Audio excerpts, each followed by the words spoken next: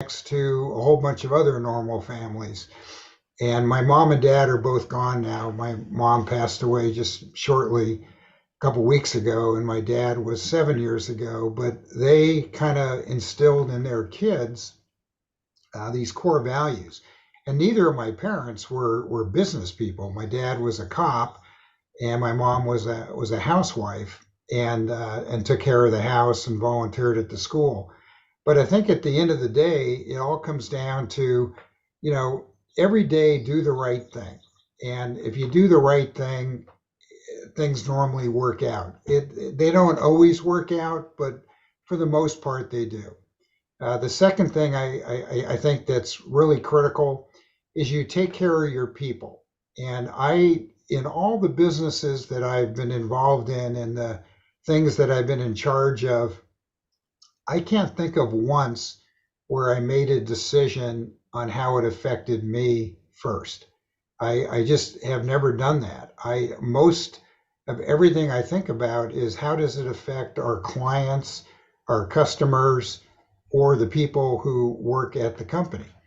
And if you have that kind of an attitude of you're taking care of your people, I think it makes a big difference. You mentioned that I've been involved with lots of nonprofits, and it's been a privilege to be involved with these nonprofits, giving back in the community. And I think that's the third leg of the stool, is that I believe in giving back. When I was a kid, my parents volunteered at school, every committee, blah blah blah, and I just kind of grew up with that as being just something that you did. And I think when you give back and you take care of people and you do the right thing, success comes to you.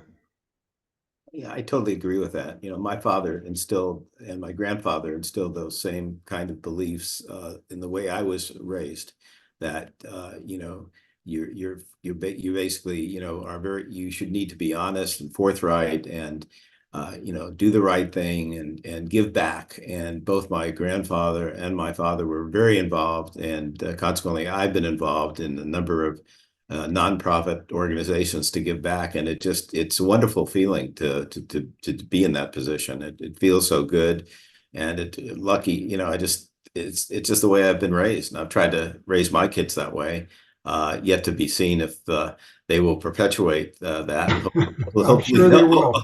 Hopefully they will. You can only lead them to water, right? You can't make them drink it. But yeah, no, I'm on sync with you on that whole, attitude. Very, very much so. You've had a real zest for life. You've been a very active backpacker for 40 years. And when you were 60, you completed an Ironman race. And for those of you not familiar with the Ironman race, it consists of a 2.4-mile swim, a 112-mile bicycle ride, and a 26.2-mile run in that order for 140.6 miles. And bear in mind, Steve did this when he was 60. So what motivates you to pursue and complete all these physical challenges? Well, I mean, at the end of the day, work is hard. It takes a lot of effort and time. And if you don't have some sort of physical activity to do, whether it is working in your garden or working on your car or whatever, I mean, whatever it is, I don't think you can get through the work week without being in shape. I am turning 70 in a few weeks, and I just did a half Ironman, which is half of all those distances. Mm. And it is a little crazy. My body's a little worn out after almost 70 backpack trips, but we plan it again every year. We've already got the trip planned for this year to Yosemite, and I'm taking my son. I used to start taking him when he was 9 with a few other dads and their kids, and now the kids are 30, and we're still going every year. And we've taken the whole family. And I'll tell you, backpacking in the outdoors is fantastic because you get away from your cell phones and your computers. The triathlons, they are really, really hard. I'm not a swimmer. I'm not a biker. I'm not a runner, but I'm sort of okay at all of them.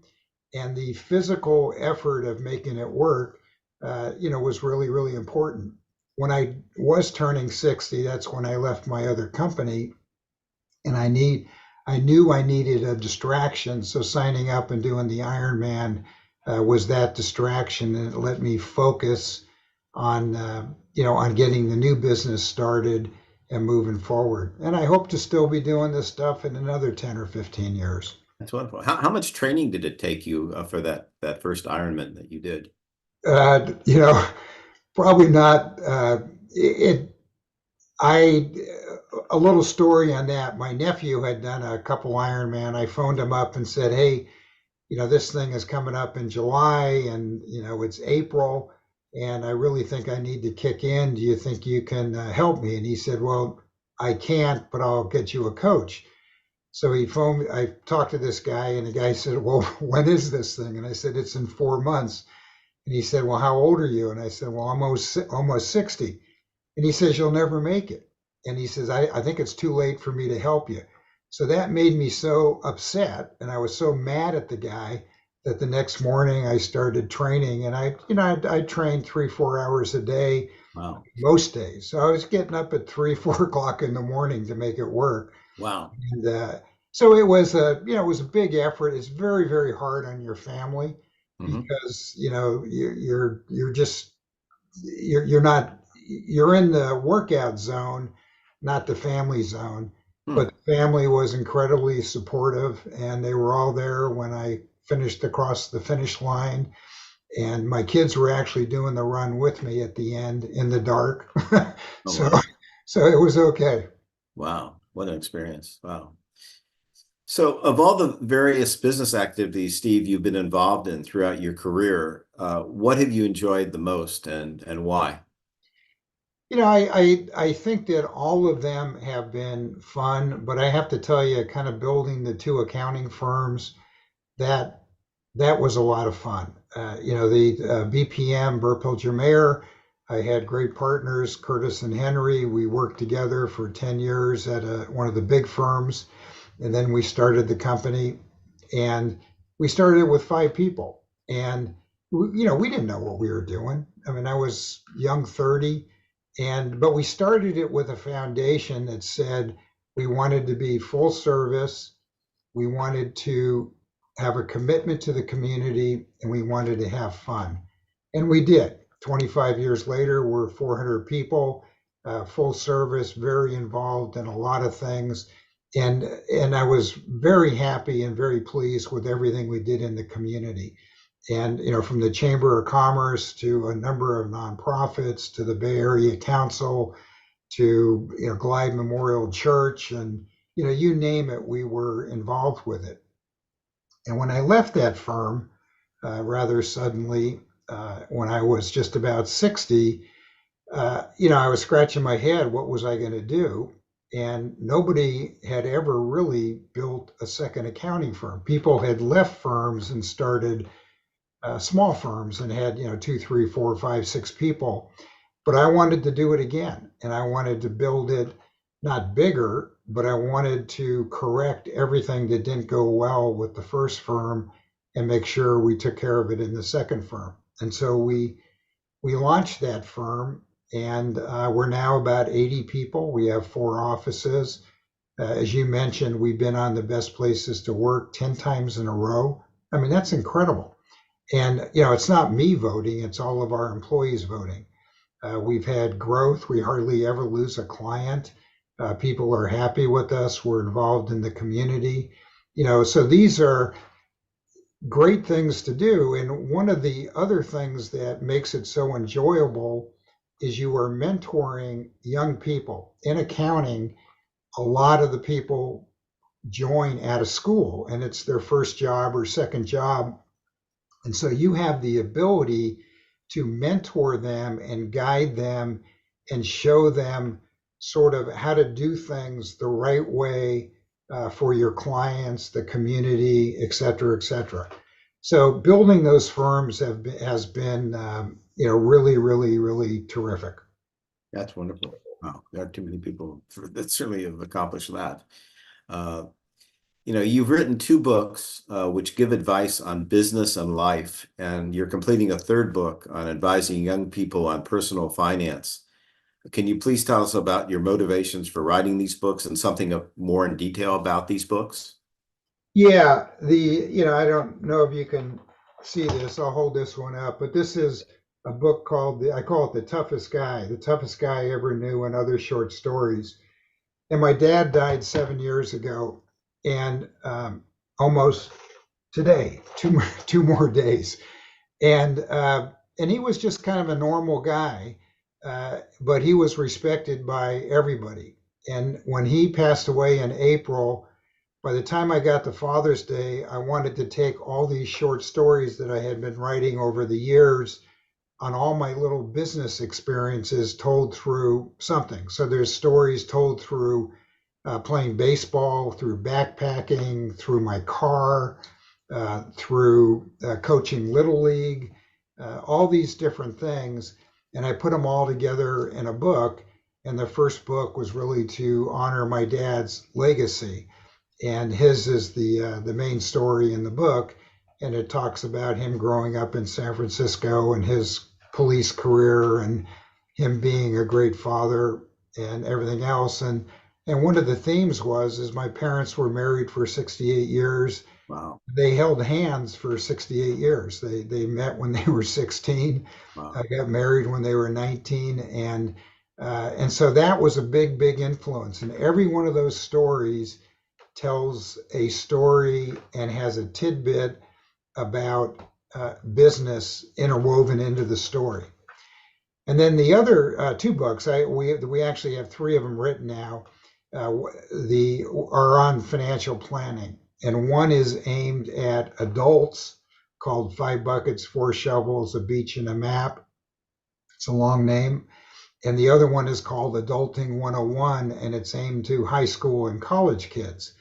And after we wrote the first book on financial planning, and the idea is to link kind of a full service approach of investments, insurance, estate planning, taxes, all kind of together under one kind of quarterback. And then the one for the kids is to kind of teach them financial literacy.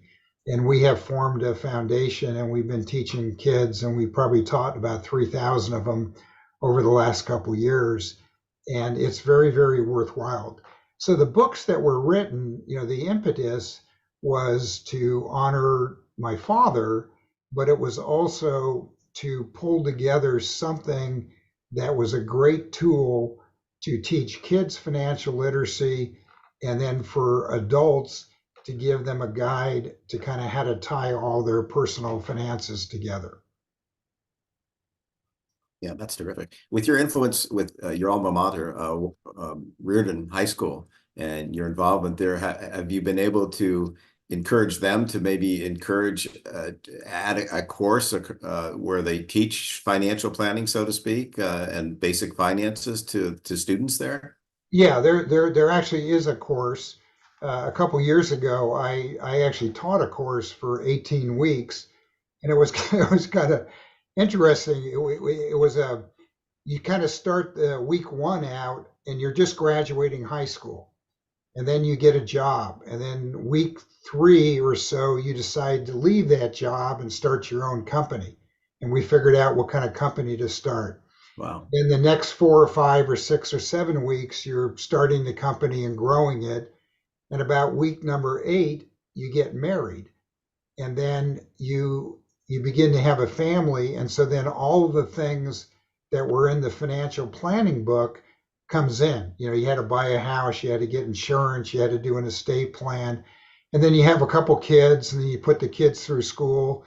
And then you get to week 15, and now you're theoretically like 60, and now you're positioning the company to sell it.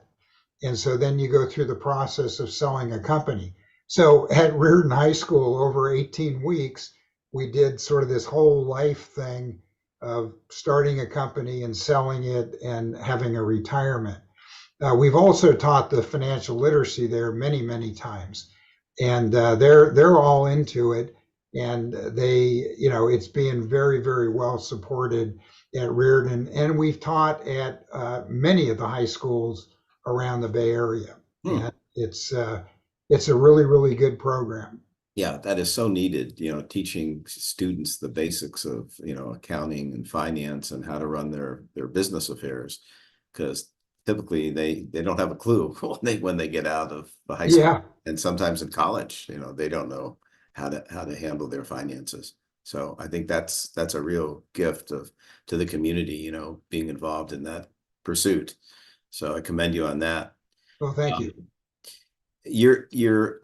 our involvement together started in the restaurant industry as a result of the Golden Gate Restaurant panel we were on in 2018, and subsequently I've done a couple of projects with you, a couple different restaurant valuations, North Beach Restaurant, and others, and it's been very nice to be involved with someone of your caliber.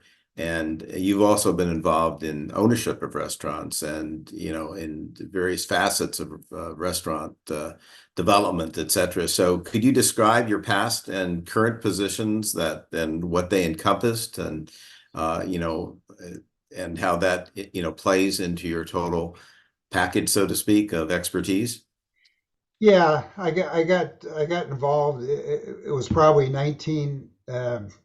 1980 or so, and the a whole bunch of the French bread companies in San Francisco were doing a buyout of some, and then they were combining into one group of companies, and the partner I worked for was helping to structure the whole deal, and I was asked to run all the projections for all combining all these companies and cash flows and all that kind of stuff.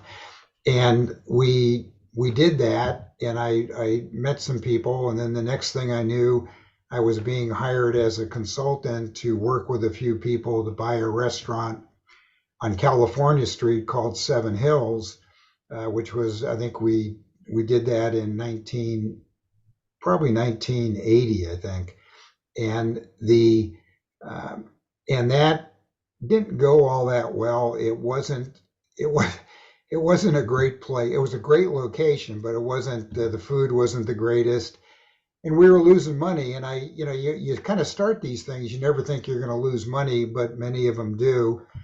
And then one of my clients came to me, Charles Condi, and he said, Steve, your restaurant is terrible. And I said, well, thank you, but you have a great location. Why don't we close it and do something spectacular? And that's where we built and conceived and developed Aqua Restaurant on California Street. And Aqua, we started with George Marone was the founding chef. His wife Stacy was the general manager. I still see them now. Michael Mina was the pastry chef, and when George left, we made Michael Mina the executive chef, and then he kind of launched his career from there. So when I see him, I always kind of reminded him that I helped him get started, and Sure. the and he thanks me, and he So, tells me his wife always liked me. so So for those on the audience that don't know Michael Minna, give us sort of a brief overview of Michael Minna's success today. oh, well, yeah, I think he has like 100 restaurants. He's very, very successful, all kinds of concepts, opened in several of them in Las Vegas, many of them around the Bay Area. And he's always done it with kind of taking the high road. He's well liked, well respected, a hardworking kid. And again, I met him when he was just a young knucklehead. And in fact, I had a Giants opener party where I invited 300, 400 people, and I asked him to come and boil the hot dogs for me. So Huh.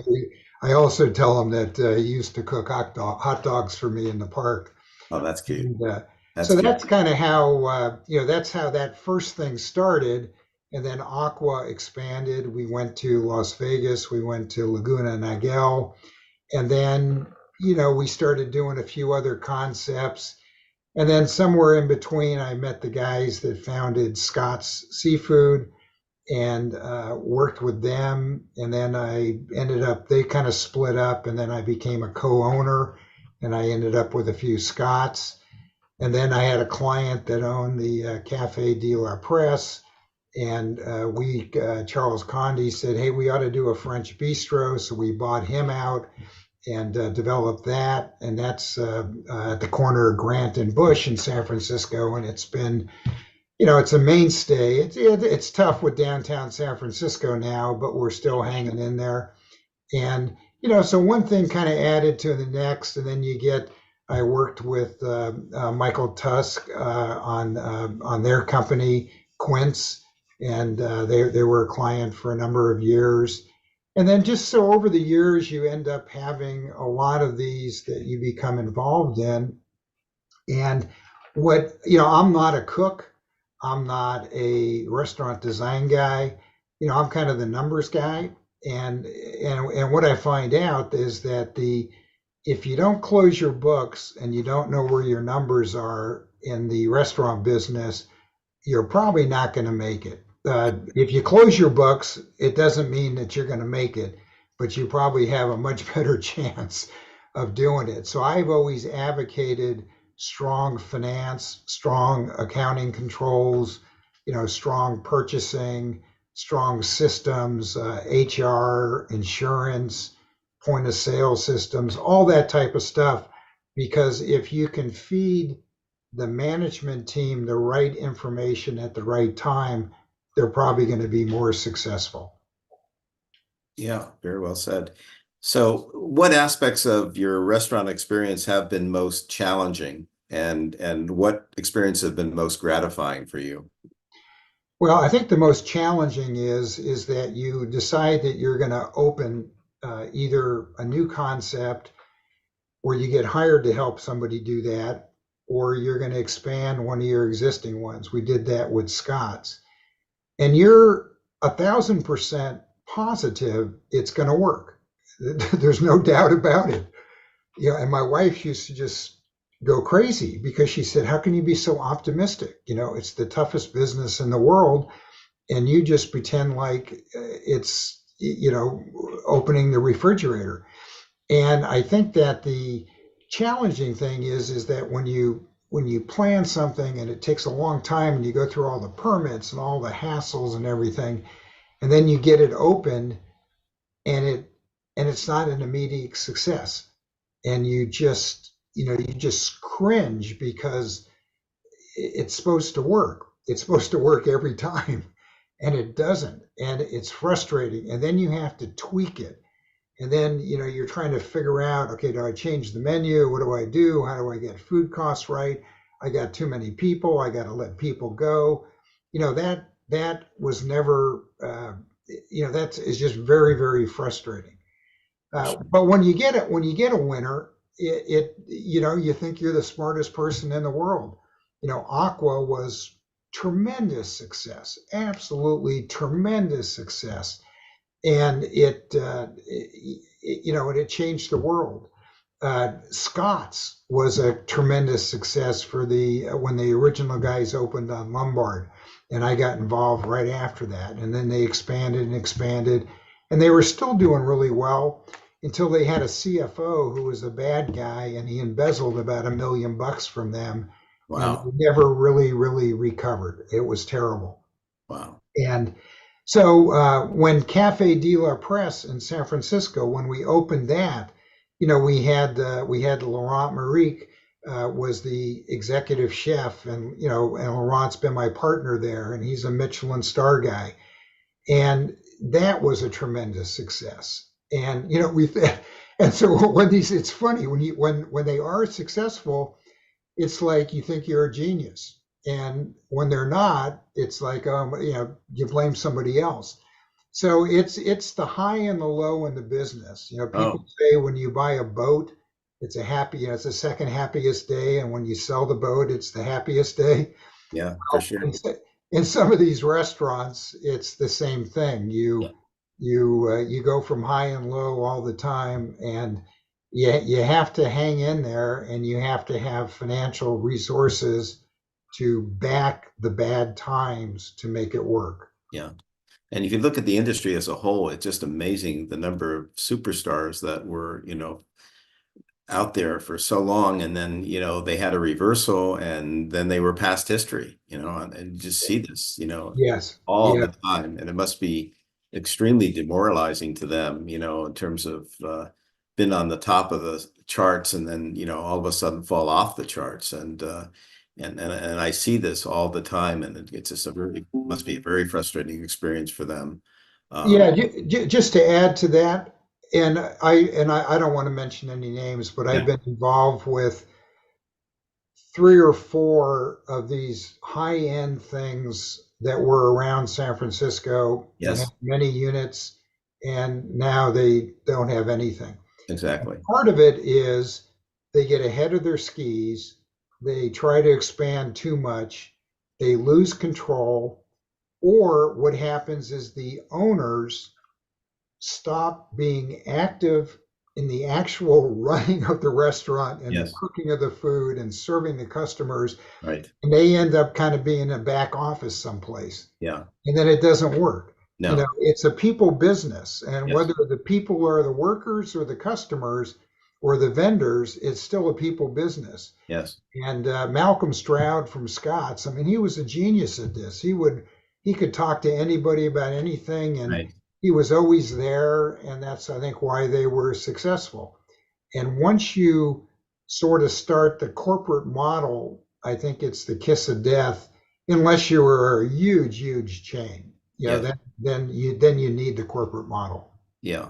But there are very few corporate models that have worked well on a multiple, big chain basis, because it's too complex. I mean, most of the big chains have a much more simplified format. It's just more advantageous for, multiple expansion. These fancy high-end restaurants, very few I know of that have been successful as a chain.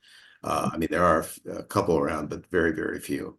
Because Yes, you're absolutely correct. is the personalized approach is so much more, needed in that kind of a format, versus a Chick-fil-A or, any kind of a chain simplified menu approach.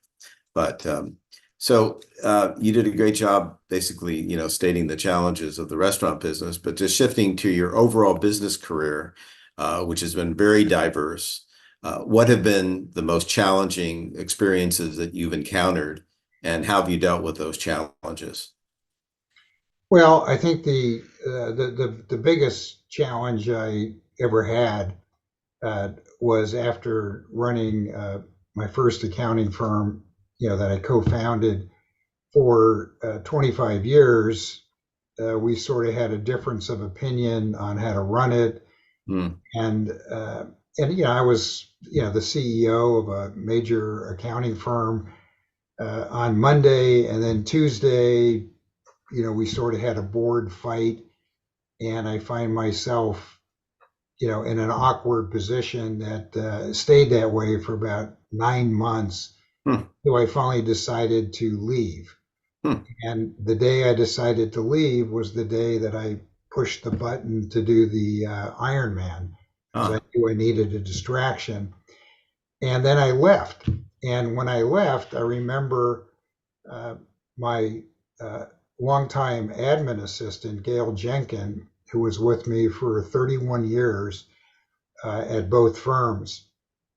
And I went to Gail and I said, Gail, I'm leaving, and I want to start another firm, and I want you to come with me, but I don't know if I can do it again. I'm almost 60, and it's it's really hard, and I don't know if I can make this work, and it may fail. And she looked at me and she said, well, don't. And I said, you mean don't start the firm? And she said, no, don't fail. and That's great. with Yeah. that, we we launched SDM. And on that day, we had no clients, no employees, no office, no website, no business card, no nothing. And within 2 weeks, we rented some space at the Chamber of Commerce. I ended up having a few people join me, I was able to take a few clients with me, and we launched the company. And I didn't get paid for 5 years as we built the company, but it was all about building the company. Wow. And it was, you know, and but it was fantastic. And she was there, my family was there at all times, and we pulled it together. And now we have a very successful company. And so I'm very, very fortunate. It was, people say at times you have, the best of times, the worst of times. And I remember my father saying to me, it's not how far you fall, it's how far you get up after you fall. And those were some very, very, very dark days, but you kind of did it with an optimistic attitude, and you made it work. And Wow. I kind of have the attitude, Steve, that I'm not going to fail. That's non-negotiable. It is not in my vocabulary, and it drives some of my family crazy because I think I am overly optimistic at times, to a fault, and sometimes to a big fault. But if you don't, if you shoot for the stars and you hit the moon, that's not so bad, right? Yeah. And Well, so, that, that kind of attitude has certainly served you well, and the proof's in the pudding, and the success that you are, and the overall commitment you've made to everything you've done. I mean, it's just remarkable. So in going discussing this a little bit further, like, what are your strongest areas of expertise, and how do you use these strengths to overcome the major challenges of the business? I think you sort of discussed that partially, but do you want to elaborate on that any further? yeah, there's a there's the fourth book coming out that's called the 3x3 Matrix, and it's a guide to kind of growing a business. And the concept is there's three components to a business. And it doesn't matter if it's a restaurant or an accounting firm or a software company or a car repair shop. You need to have a product and service. You need to have competent people and management, and you need to have adequate money. And with those three things, if you have two of them, you can normally get the third. So if you have a great product and great people, you can usually raise the money. If you have a lot of money and a great product, you can hire the people, etc. But to be successful, three things have to happen. And that's kind of the answer to your question. Somewhere along the line, sales and marketing has to bring you a customer.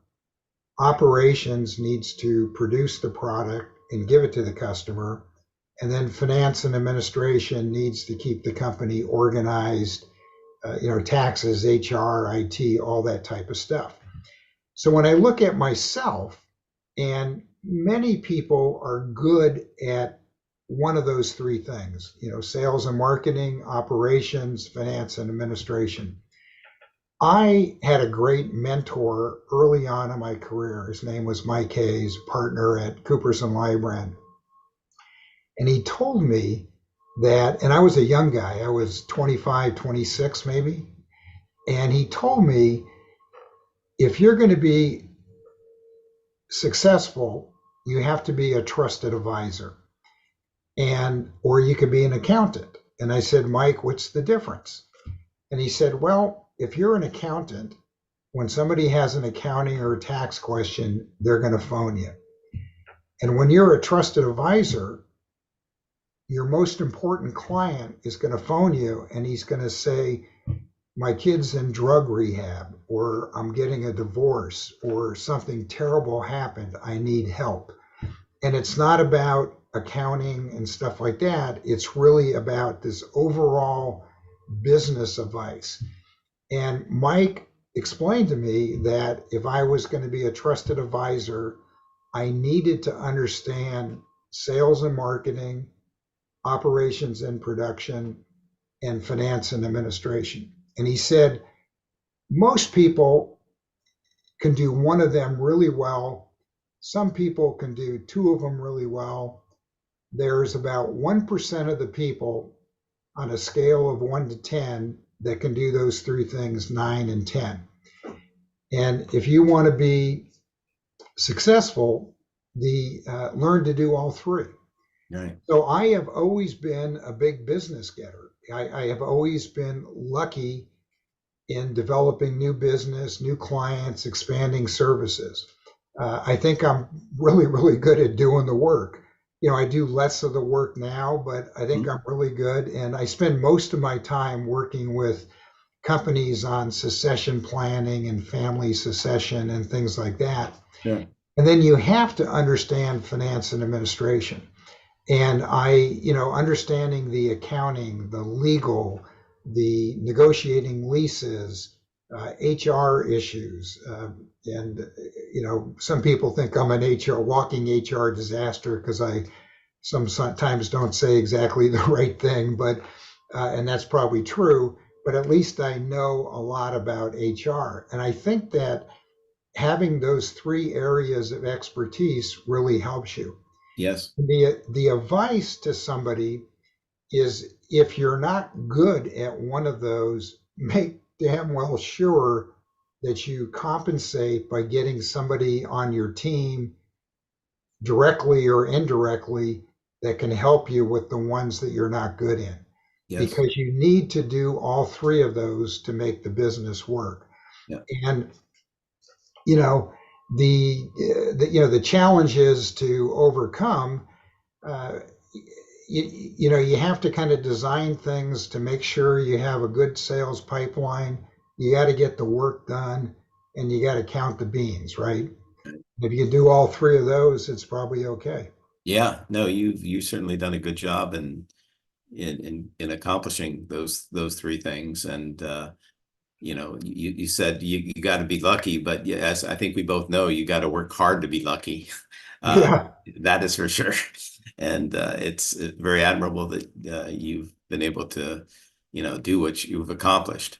So the hospitality industry in California, as we're all aware, is going through some, extremely challenging economic challenges. With the shortage of labor, the high operating costs of, um, employees, products, insurance, occupancy costs, everything down the line, and with the per, operator trying to maintain price value so he can keep his customer count, uh, from getting eroded by just trying to pass through all these increased costs. How do you see this situation and the industry today and tomorrow, and the minimum wage just going up to $20, which is obviously going to be the bar for everybody, because if you want to get good people, you got to be competitive, even if you don't have 60 plus units and part of a chain. So what's your perspective on this, all these operating challenges that the restaurant industry is facing, particularly in California? Yeah, well, one of the biggest hurdles in California is we have something, or we don't have something called the tip credit. Right. Now, what ends up happening, you're pretty familiar with this, and Yes. anybody that has a restaurant is familiar with it. But what ends up happening is the guys in the front of the house are getting the $20 plus they're getting tips. And the guys in the back of the house, there's not enough money to pay them much more than 20 or $25, and they're not getting tips. And the guys in the front of the house who are getting the tips aren't necessarily cooking the meal or doing everything. And so it's totally unfair. Other states have tip credit where you take some of the tip money and it's kind of offset against the minimum wage. And the guys in the front of the house still make a lot of money, but they're not making a fortune. They're not making more than the owners. So and that's just a California thing. And if you're in the business, all you can do is shake your head and say, why is it this way? So then some restaurants have decided what we're going to do is we're going to share tips. And the next thing you know, you're hit with a lawsuit. There's all these low life attorney firms out there Mhm. that end up doing these class action lawsuits, and they're terrible. And they rile up the employees, and the employees, they don't really know the difference, and they think the restaurant's making a ton of money. and you end up where it was a good idea to share the tips. And even if the people want to, if one person says I don't want to do it, they can disrupt the entire thing. And so this whole thing about tipping and minimum wage is really, really hard. The new minimum wage, where on the fast food, I mean, what we're going to basically be doing is you're going to have less people working, and you're going to have more androids. You go into a lot of fast food places, and you're pushing the button on the screen to order, Right. and it's because they can't afford to have the person. So where you have the government thinks they're doing the employee a favor, they're not, because what the restaurant needs to do is to have less hours on the payroll, and so they have to cut things. The occupancy costs, the cost of permits and getting stuff done. We had a situation in San Jose where San Jose did a fantastic job. They have something that's kind of one-stop shop, and you bring all your permits in, and they have the electrical guy, the plumbing guy, the heating guy, this guy. They're all there. Fire department's there, and they walk through your plans, all of them at the same time, and they tell you what you need to fix, and then you fix it, and you can actually get a permit almost in a day. Wow. That cannot happen in San Francisco. It's crazy. It's just unbelievable. And then they have other things that kill you. At the cafe, we had a whole bunch of outside seating. And then one day they came up and said, "This is the city." Said, "Well, you don't have the right permit for this." We said, "Well, we've been it's been 15 years." Well, it doesn't matter. It's not that you got to close all this down. You got to close it. You can't have tables this big. You have to do this. You have to do that. And by the time we got it opened again, it was 6 months. Wow. And, you know, and so you have these different things. And I don't think government understands that you're killing the business with all your rules and regulations. And as a result, it gets harder and harder and harder to make money. And very few really are making money, and hardly anybody is making any big money. And so you wonder, why does anybody go into this business in the first place? And I think it has some cachet, and you think you can do better than the other guy. The shortage of employees down at Scott's in San Jose, Sammy, the general manager, he was phoning me every day, and he said another two guys quit to go do construction work. Sure. They could get $40 an hour, and I'm paying them 20. Right. And he says, we just don't have it. There's just nobody to work. Yeah. And so you have all these issues, and I think that the hospitality industry somehow needs to come together with the government and sit down, and it's not going to happen, but sit down in a room and say, here's what we need to do to survive. And rather than the government trying to figure out how they're going to help all the employees, they should figure out half the time how they're going to help the restaurants survive. And then I think that would work. Yeah. Well, that's good. Good luck. Good luck is right. Very good luck. Just like the next question I'm going to talk to you about, but we're both fellow, native San Franciscans, which is a rarity.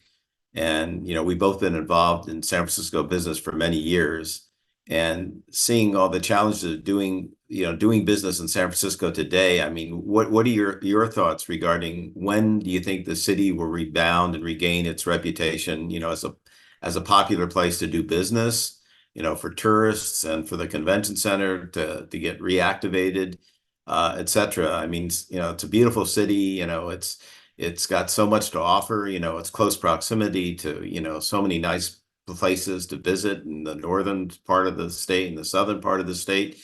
But yet, it's plagued with all this bad reputation, because of the homelessness and the drugs and, everything else out of control. What's your thoughts on that? When do you think San Francisco will rebound to the fabulous city it's been known throughout the world for so many years?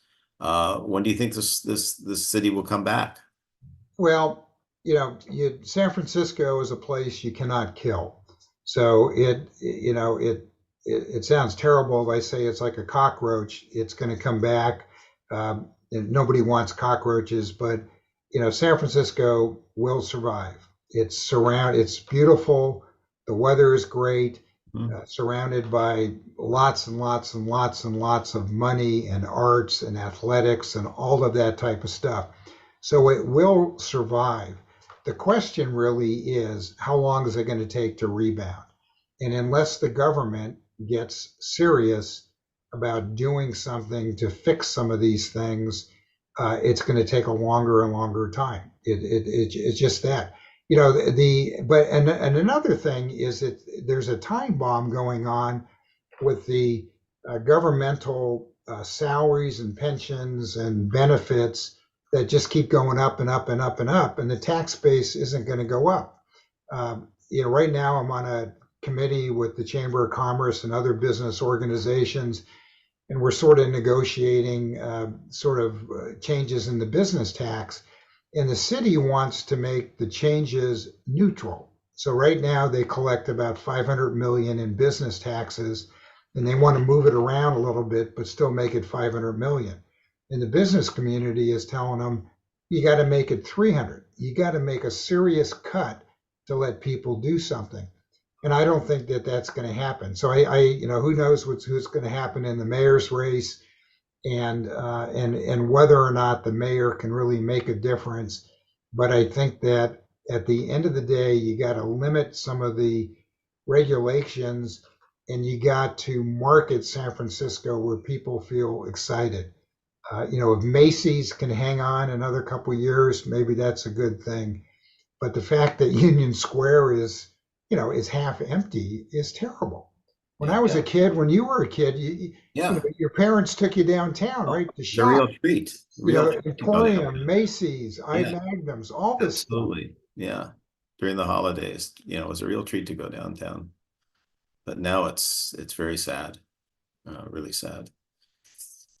Well, anyway, hopefully, the things you said about San Francisco, its natural, characteristics of good quality of, temperature and accessibility to, nice places to go. I think it will come back. It's just a matter of time, and hopefully the time will be soon, for Yeah. sure.